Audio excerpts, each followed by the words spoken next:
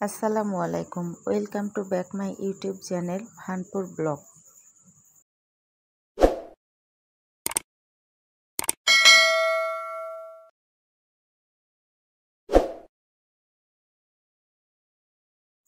এখানে আমি পেঁয়াজ কুচি করে কেটে নিয়েছি, বাটা মশলা নিয়েছি, মরিচ গুঁড়ো, ধনে গুঁড়ো, হলুদ গুঁড়ো, লবণ পরিমাণ মতো নিয়েছি। 1 কেজি গরুর গোশতে যতটুকু মশলা প্রয়োজন আমি ততটুকুই নিয়েছি।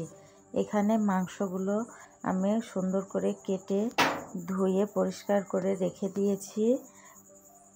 পেঁয়াজ কুচানোগুলো কড়াইতে দিয়ে দিয়েছি, পরিমাণ মতো তেল দিয়েছি এবং মশলাগুলো ভালোভাবে ভেজে নেব। মশলা যত বেশি ভাজা হবে তরকারিটার স্বাদও তত বেড়ে যাবে। মশলার কাছে তরকারির স্বাদ। আমি 1 কেজি গোশত পরিমাণ মশলা পরিমাণ মতো দিয়ে দিয়েছি। আমি গরম মশলা বেটে নিয়েছি এবং কিছুটা আস্ত দিয়ে দিয়েছি। এখন আমি মাংসগুলো দিয়ে দিব। মাংসটা দেওয়া হয়ে গেলে ভালোভাবে নেড়ে চেড়ে মশলার সঙ্গে মাংসটা মাখিয়ে নেব। মশলা সহ মাংস যত কষানো যায় তত তরকারির স্বাদটা বেড়ে যায়। আমি মাংসটা অনেকক্ষণ কষাতে থাকব। কষাতে কষাতে মাংসটার খুব সুন্দর ঘ্রাণ বের হবে এবং কালারটাও অপূর্ব ধারণ করবে। আমি 1 কেজি গরুর মাংস পরিমাণ মশলাগুলো নিয়েছি।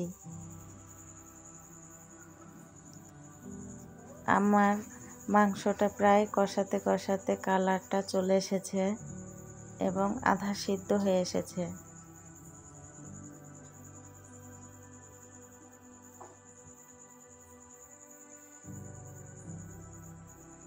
মাংসটা আমি অনেকক্ষণ কষাবো।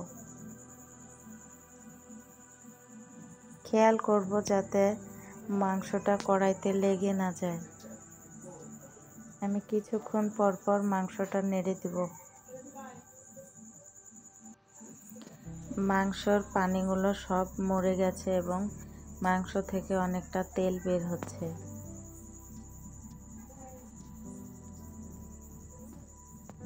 স্মেলটা খুব সুন্দর বের হয়েছে।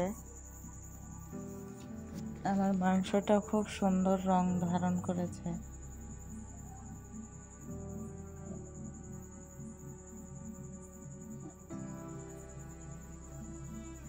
এভাবে মাংসটা রান্না করে দেখবেন, অনেক মজা হবে খেতে।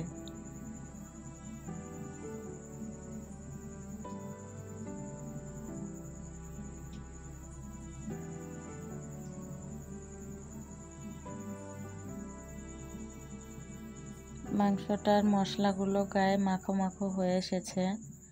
আমি আর কিছুক্ষণ মাংসটা কষাতে থাকবো, তারপরে পরিমাণ মতো পানি দিয়ে দিব।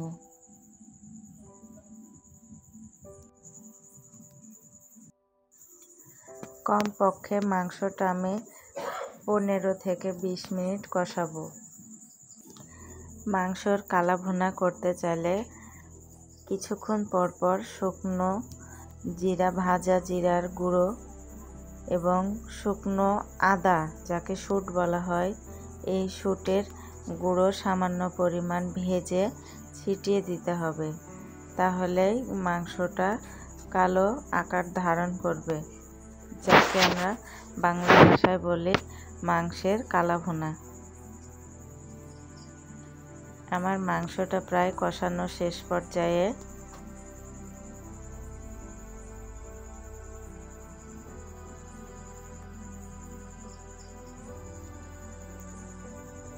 আমি মাংসটাতে এখন পরিমাণ মতো পানি দিয়ে দিব, কারণ মাংসটা আমার সিদ্ধ হয়ে এসেছে। আমি বেশি পানি দিব না, এতে আমি সামান্য অল্প পরিমাণ পানি দিব এবং বলক উঠে গেলে এখানে আমি ভাজা জিরার গুঁড়ো দিয়ে দিব। আমি মাংস কষানোর সময় মাঝামাঝি সময়ে ভাজা জিরার গুঁড়ো ছিটিয়ে দিয়েছি। আমি আবারও এটা দিব ঠিক বলকের সময়। এখন আমি পানি দিয়ে দিয়েছি।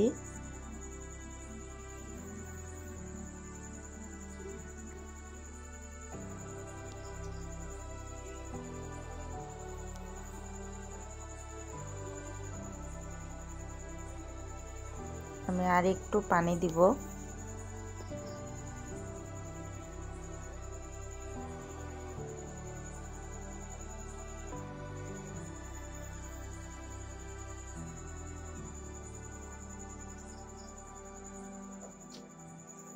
মাংসটা আমার সিদ্ধ হয়ে এসেছে।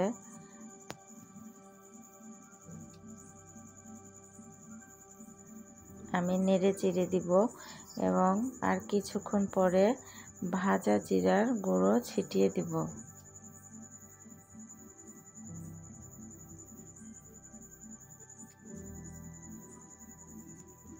আমার মাংসের গন্ধ খুব সুন্দর বের হয়েছে এবং কালারটাও পারফেক্ট এসেছে।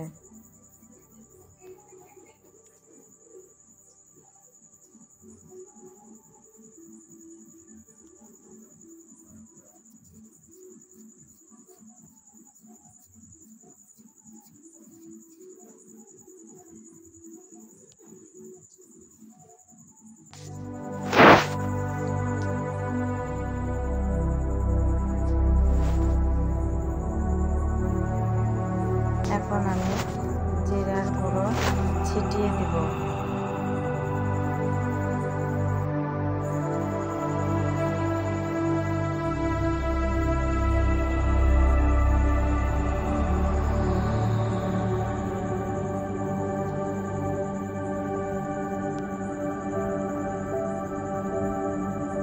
আমার রান্না হয়ে গেছে।